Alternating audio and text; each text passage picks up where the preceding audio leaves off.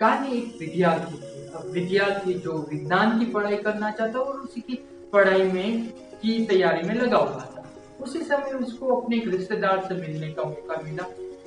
वो रिश्तेदार जो मद्रास के महाराजा कॉलेज के अंदर दर्शन शास्त्र की पढ़ाई करता था। अब वो अपनी एक किताब भूल के चले गए और ये विद्यार्थी काफी क्यूरियस थे, तो उन्होंने वो किताब उठाई और किताब को पढ़ना चालू किया। और जैसे पढ़ना चालू किया, किताब पूरी की पूरी खत्म कर दी। जैसे किताब खत्म हुई, एक चीज की शुरुआत हुई, एक चीज की जो एक निर्णय उन्होंने लिया था कि अब वो विज्ञान की पढ़ाई नहीं करेंगे बल्कि दर्शन शास्त्र की पढ़ाई करेंगे। उनको वो सब्जेक्ट, वो विषय काफी लुभावना लगा, काफी इंटरेस्टेड लगा। अब उन्होंने पढ़ाई स्टार्ट की और 20 साल की उम्र में दर्शन शास्त्र के वो प्रोफेसर बन गए। और कहीं ना कहीं मेरे को ये कहानी इसी वजह से अच्छी लगती है। लेकिन ये कहानी है किसकी? ये कहानी है भारत के एक राजनायक की। ये कहानी है भारत के पहले उपराष्ट्रपति की और दूसरे राष्ट्रपति। ये कहानी है डॉक्टर सर्वपल्ली राधाकृष्णन। डॉक्टर सर्वपल्ली राधाकृष्णन जिनके जन्मदिन के अवसर पे हम लोग शिक्षक दिन मनाते हैं, या इंग्लिश में बोल लीजिए तो टीचर्स डे के लिए सेलिब्रेशन करते हैं। अब पर्सनली दो चीज वैसी है जिससे मेरे को ये कहानी काफी ज्यादा पसंद आती है। पहले तो मैंने भी 20 साल की उम्र में वैसे तो देखा जाए तो कोई ना कोई चीज या कोई ना कोई मनुष्य हमको कैसे भी करके कुछ ना कुछ सिखाया करता है। लेकिन मैंने 20 साल की उम्र में एजुकेट करने का, एक संस्था के साथ जुड़ के एजुकेट करने का काम चालू किया था 20 साल की उम्र में। और डॉक्टर सर्वपल्ली राधाकृष्णन ने भी ये काम 20 साल के अंदर पढ़ाना स्टार्ट किया था। और दूसरी बात है कि मैं भी एक दर्शन शास्त्र का विद्यार्थी रहा हूँ, तो मैं काफी बात और उनको काफी नजीक से समझता हूँ और उनकी पूरी की पूरी मैंने जीवनी समझी है और उनको काफी समझता हूँ और उनसे काफी सीख भी मिलती है। लेकिन आपको ये कहानी बताने का जो मौका मिला है वो ये शिक्षक दिन पे, इसका एक कारण जो हमारी प्रोग्रेस से काफी मिला हुआ है। और इसीलिए मैंने ये दिन चुना है आपको बताने के लिए, जहाँ पे हमारी प्रोग्रेस है कि हम वैसे सारे शिक्षक और वैसे सारे टीचर्स को एम्पावर्ड करेंगे, उनको एक स्टेज देंगे, एक अपॉर्चुनिटी देंगे, जहाँ अब वो अपनी वैल्यूज, अपने जो आइडियाज है वो इनिशिएट कर सके। और आखिरकार ये है क्या चीज? अब वैसे तो काफी सारी चीजें हैं और मैं सारी के सारी चीज एक वीडियो में बता ही नहीं सकता, लेकिन मोटा माटी थोड़ी बहुत चीजें समझाता हूँ। अब इनसाइड एकेडमी की जब शुरुआत मैंने की, अब ये कोई एक साधारण शुरुआत नहीं। वैसे देखा जाए तो मैं ये शिक्षण व्यवस्था, ये एजुकेशन सिस्टम को देख के काफी सारे मैं क्रिटिक्स करता हूँ, कंस्ट्रक्टिव क्रिटिक्स करते रहता हूँ सरकारों को, स्कूलों को, और काफी स्कूलों के साथ में जुड़ा। अब ये क्रिटिक्स के दौरान मैं एक स्कूल एजुकेशन सिस्टम में बेहतरी चाहता हूँ, लेकिन स्कूल एजुकेशन सिस्टम सबसे ज्यादा वैसा सकता है और स्कूल ज्यादा कंप्लेन करते हैं, वो चीज होती है ट्यूशन। अब जैसे कि ट्यूशन कल्चर जो बोलते हैं या कोचिंग कल्चर ले लो, वो उतना बढ़ चुका है और हम सब जानते हैं कि वो पूरा एक बिजनेस मॉडल बन चुका है। और कहीं ना कहीं डिमांड सप्लाई है कि पेरेंट्स को ट्यूशन चाहिए और टीचर्स है उनको थोड़ी सी एक्स्ट्रा इनकम चाहिए, जिसकी वजह से ये सारी चीजें चलती रहती है। अब ये सब चीजें थी और मैंने सोचा कि क्यों ना एक अलग से शिक्षण व्यवस्था खड़ी की जाए, अलग से कुछ नया किया जाए। और धीरे धीरे ऐसा शुरुआत में तो ऐसा कोई ख्याल नहीं था कि इतना बड़ा करेंगे, और इतना जस्ट मैंने करने की खातिर वो समय पे किया था, सच बोलूं तो। लेकिन धीरे धीरे काम आगे बढ़ा और अब सबका सहारा मिला, तो ये चीज और ये विचार आगे बढ़ा और एक खुद से अपना कोर्स बनाए और एक में से 4 कोर्स बनाए।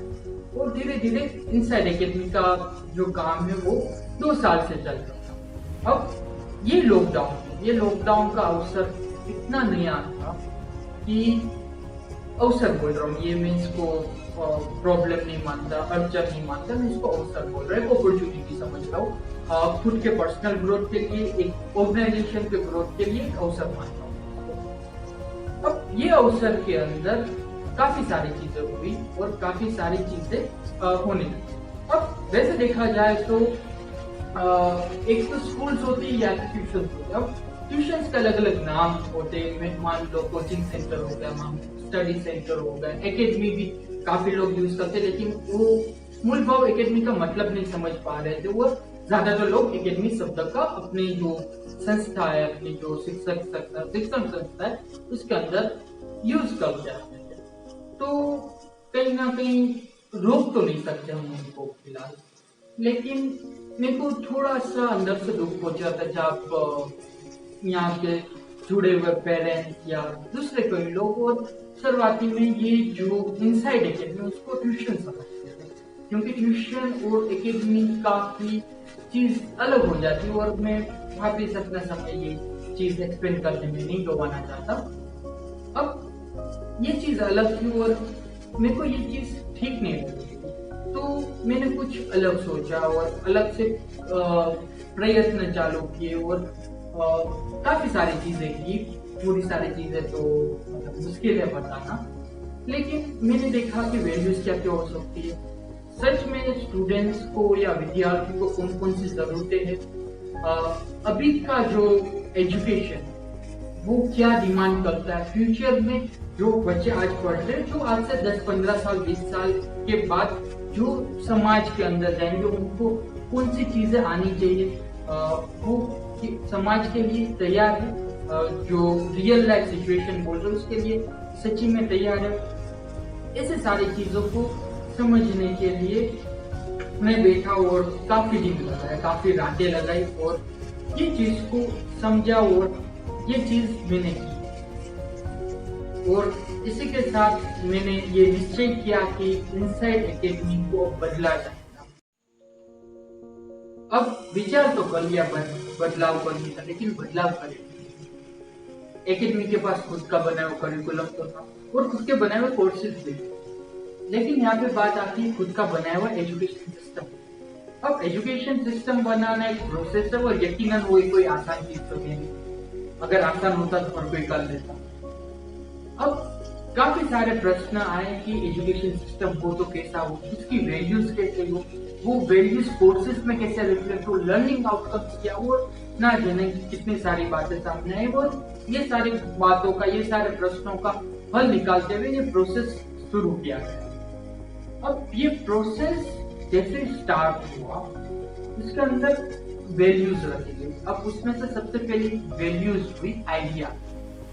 अब आइडिया जो विचार बोलते, जो ये दुनिया जो अब आगे चलेंगी वो एक विचार से चलेगी। अब यहाँ पे हम लोग नई विचारों की बात करेंगे, नई आइडियाज की बात करेंगे, जो अभी जो चल रहा है और जो फ्यूचर में होने वाला है उसको इमेजिन करने की जो एक दिमाग की सबसे बड़ी ताकत है, उसको ध्यान में रखते हुए आगे बढ़ेंगे। विचार जो आइडियाज होंगे वो हमारे पास होंगे। सेकेंड वैल्यू जो होती है एजुकेशन। अब एजुकेशन को देखा जाए तो कहीं ना कहीं इस समय में क्योंकि जो शिक्षण व्यवस्था, एजुकेशन सिस्टम कई हिसाब से वो एक बिजनेस का रूप बन चुकी है। अब कहीं ना कहीं इसका जो मूल जो बेसिक सेंस होता है या बेसिक मीनिंग जो बोलते हैं वो घूम सा गया, वो वापस ढूंढना होगा हमें। तो एजुकेशन का जो बेसिक मीनिंग होता है वो किसी बच्चों में या जो स्टूडेंट बोलते हैं उसके अंदर से कुछ चीजें बाहर लानी होती है, ना कि उसको कुछ सिखाना। सो उसमें से कुछ बाहर लाना उसको एजुकेशन बोलते हैं। तो वो चीज हमने सेकंड वैल्यू पे रखी है कि हम चीजों को थोपे बच्चों पे और उसको अपने हिसाब से, अपनी टाइम से उसको अपने जोन से, अपने फ्री स्पेस के अंदर पढ़ने। सो फर्स्ट तो हो गया आइडिया और सेकंड वैल्यू जो हो गई हमारी एजुकेशन। अब थर्ड वैल्यू जो है वो है हाँ, सही सुना आपने, घर। अब बच्चों को होम जैसा, घर जैसा सेफ फील होना चाहिए। बच्चों को यहाँ पे कोई बात कहने का डर नहीं होना चाहिए और उनको यहाँ पे एक फ्री स्पेस मिलेगा अपनी क्रिएटिविटी, अपनी जो अंदर की कला है, जो अपनी अंदर की बातें है वो सामने रखने का, बिना झिझक बिना डर, और वो बात सामने रखे और बोले। और ये चीज यकीनन आप माने तो इतनी फायदा कारक होंगी ये पूरे सिस्टम में, जब बच्चे डरेंगे नहीं अपनी बात कहने से, तो काफी सारी जो बातें वो बच्चे बोल नहीं पाते, और आप भी समझते हो कि वो बोल नहीं पाते, घर में भी, स्कूल में भी और कहीं और भी वो बोलना चालू करें, वो बातचीत चालू करें कि उनको परेशानी क्या क्या हो रही हो, क्या चाहते थे क्या नहीं, और हम एक दूसरे को समझें। हमें केवल बच्चों को नहीं समझना, बच्चों को हमको नहीं समझना, एक दूसरे को समझने की बात होती है। सो यहाँ पे 3 value, ideas, education and home, तो इसको हम बोल सकते हैं IUP, और यही हमारे जो एजुकेशन सिस्टम है उसका नाम है। जैसे ही IUP का आइडिया आगे बढ़ा, मैं काफी सारे लोगों से बात कर रहा था, काफी सारे एड्यूप्रेन्योर्स से, काफी सारे टीचर्स से, एजुकेटर्स से, फ्रेंड्स से और एंटरप्रेन्योर्स से भी बात की, जो पूरे देश में और थोड़े से विदेश में भी है। और एक बात सामने आई कि ये जो विचार है एक एजुकेशन सिस्टम का, ये एक पोटेंशियल विचार है जो एजुकेशन के अंदर एक पॉजिटिव चेंज ला सकता है, एक कोचिंग सेंटर को रिप्लेस करके और साथ साथ में टीचर्स को एम्पावर करके। तो इस प्रकार हमने सोचा कि ये केवल एक टाउन से लिमिट ना हो, क्योंकि काफी सारे लोगों ने मेरे को ये बोला कि आपके पास रिसोर्सेज है, आप एक राजकोट के वैसे छोटे से सिटी के अंदर ये चीज क्यों कर रहे हो, आप जा सकते हो, बड़े सिटीज के अंदर कर सकते हो, आपके पास पोटेंशियल है और रिसोर्सेज भी है, कोई उसमें कोई बड़ी बात नहीं है आपके लिए, you can do in whatever cities you like. Then ये बात थी, लेकिन एक जो विचार था मेरे मन के अंदर के जो एक अर्बन इंडिया है और जो रूरल भारत है, उसके बीच में जो गैप है वो गैप क्लोज करना था, और एक एग्जाम्पल सेट पर्सनली मेरे को करना था कि एक रूरल एरिया से भी, एक छोटे से टाउन से भी काफी अच्छी शुरुआत हो सकती है एक आत्मनिर्भर भारत के लिए, और जो आगे चल के रूरल इंडिया से भी काफी सारी वैसी शुरुआत हो, और भारत जैसे हम बोल सकते हैं, क्योंकि इंडिया और भारत में काफी ज्यादा फर्क अगर आप समझो तो वो आगे बढ़े, ना केवल एक अर्बन ओरिएंटेड या अर्बन सेंट्रिक इंडिया, जो रूरल इंडिया की भी बात करें तो ये हो जाए। तो ये एक पर्सनल विचार था। इस कारण सर मैं ये चाहता था कि ये IUP की जो ये एजुकेशन सिस्टम की जो शुरुआत है वो यहीं से, और उसका हेडक्वार्टर भी है। तो इस प्रकार सोच के इनसाइड IUP जो IUP का हेडक्वार्टर है, उसका संचालन आगे होगा, जो पहले इनसाइड एकेडमी था आगे से इनसाइड IUP हो गया। और IUP का जो प्रश्न है तो नेक्स्ट एकेडमिक ईयर से मोस्ट प्रोबेबली फंक्शनिंग हो जाएंगी इन मल्टीपल सिटीज, बट ये जहाँ पे रूरल पे मैं ज्यादा फोकस करने वाला हूँ कि रूरल इंडिया में एजुकेशन फैसिलिटीज बढ़े, ना केवल अर्बन एरिया में। सो अभी से भी काफी सारे सिटीज से काफी सारे जान पहचान वाले लोग हैं जो इंटरेस्टेड है IUP को वहां पे स्टार्ट करने के। फॉर एग्जांपल ले लेते Delhi, Jamnagar, Vadodara, Ahmedabad, Mumbai, Bangalore and Jaipur and also Kalrampur, Malaysia से भी एक रिक्वेस्ट आई थी एक फ्रेंड की तरफ से। तो इतने सारे सिटीज है जो IUP को स्टार्ट करना चाहते हैं, एंड वहाँ के जो टीचर्स है और पूरे देश के जो टीचर्स है उनको IUP एम्पावर्ड करेंगे, उनको अपने कोर्सेज, अपनी वैल्यूज, उनके आइडियाज जो IUP के अंदर होंगे आईडीएमएस की वैल्यू फॉर्मर्स फंडामेंटल वैल्यूज होंगे और आगे चल के उनकी मेथड्स उनके जो होती है, जो एक मैं मानता हूँ कि वो एक पर्टिकुलर स्कूल करिकुलम से लिमिटेड नहीं होनी चाहिए। वो भले ट्यूशन कल्चर हो, ये सारी चीजें है, लेकिन जब तक वो अपनी खुद की आइडेंटिटी बनाएंगे तब उनको एक सेल्फ सेटिस्फेक्शन मिलेगा, एक करिकुलम से आगे बढ़ेंगे और यहाँ तक हर कोई एक टीचर अपने हिसाब से अपनी जो वैल्यूज है वो स्टूडेंट तक शेयर कर पाएगा। और इससे सबसे बड़ी बात ये होगी कि जो school system, school education system है, उसको कुछ तकलीफ नहीं होगी, बल्कि उसको मदद कि काफी बार जो होता है स्कूल और ट्यूशंस और कोचिंग के बीच में क्लासेस होते हैं जो स्कूल्स में ज्यादा देखने को मिलता है, ये चीज आईडीयूमी के साथ नहीं होने वाली। ये एक ब्रिज का काम करेगा, ये एक एडोन का काम करेंगे। आईडीयूमी एक एडोन होंगी स्कूल सिस्टम के अंदर, जो बच्चे उनको एक स्पेसिफिक एरियाज में जरूरत है वो एनरोल करेंगे, और वो एक ब्रिज की ओर से, अगर किसी का कोई बच्चा कोई चीज कवर नहीं कर पा रहा तो एक ब्रिज कोर्स के थ्रू आईडीयूमी से कवर कर पाएंगे। एडोन होंगे अगर कोई बच्चे प्रो लेवल से पढ़ना चाहते हैं, कोई ऐसे टीचर्स की स्पेशल मेथड्स है वो करना चाहते हैं जो स्कूल सिस्टम के साथ स्कूल करिकुलम को लेके पॉसिबल नहीं, क्योंकि वहाँ पे जो सिलेबस होता है वो कंप्लीट करना होता है, टाइम लिमिट होती है और काफी सारी चीजें होती है, जिस वजह से स्कूल सिस्टम में ये चीज पॉसिबल नहीं है।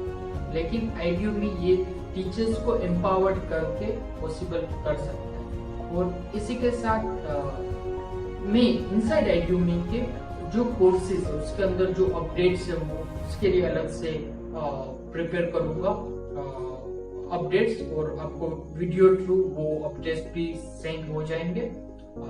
और आप एक नहीं, क्योंकि होता ये है कि अगर कोई पेरेंट्स मीटिंग के लिए आते हैं यहाँ पे, जो अभी एक्चुअली पॉसिबल नहीं हो रहा, और फोन पे भी बात होती है तो उतनी पॉसिबल नहीं होती। If I have the collection of videos, तो ये बात हो सकती है कि मल्टीपल वे में एक मल्टीपल डायलॉग से सेव चीजें हो सकती है। So just because of technology ये सारी चीज पॉसिबल। और जैसे ही आप और या आपके बच्चे ऑनलाइन एजुकेशन के साथ थोड़ा सा अनकंफर्टेबल फील कर रहे थे, वैसे ही मैं थोड़ा सा अगर सच बोलूं तो हिंदी बोलने के साथ, हिंदी में एक्चुअली हिंदी बोलने के साथ तो नहीं, लेकिन हिंदी में वीडियो बनाने के लिए थोड़ा सा उतना ही अनकंफर्टेबल फील कर रहा था। बट कोशिश से थोड़ा आगे बढ़ने से ये चीज भी पॉसिबल हो सकती है। और मैं मानता हूँ कि आप सब इनसाइड आईडीयूमी को और आईडीयूमी को ज्यादा से ज्यादा सपोर्ट करेंगे